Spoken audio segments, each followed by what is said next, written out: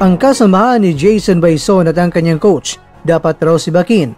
Pero bakit nga ba naging kontrobersyal ang paghinto ng corner ni Jason Baizon sa laban nila ni Oscar Collazo? At bakit galit ang mga Pilipino sa desisyon nilang iyon? Sino nga ba rin ang nangunguna sa puntos bago hininto ang laban? Narito ang buong kwento. Mga kakwento, nandito tayo para pag-usapan ang laban na nakapukaw ng matinding diskusyon. Baizon versus Collazo. Sa round 7, itinigil ng corner ni Jason Baizon ang laban ng hindi inaasahan sa markang 1 minute at 41 seconds. Marami ang nagsabing wala pang senyales ng lubos na mapanganib, hindi patuloy ang nadadala sa ropes, hindi pa naman nagkaroon ng sugat sa kanyang mukha, wala namang knockout blow sa katawan na kitang-kita sa broadcast. Pero bakit biglang itinigil? Ang tanong ng mga tagahanga, bakit hindi inayaan ng trainer na magpatuloy si Baizon kahit konti pa lang ang advantage ni Collazo?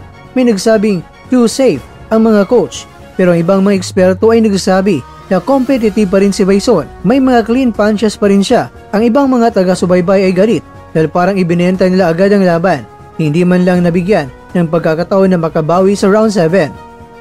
Pusong Pilipino galit sa corner. Narito ang balita sa mga bahay, tambayan, social media. Hindi makapaniwala ang mga Pilipino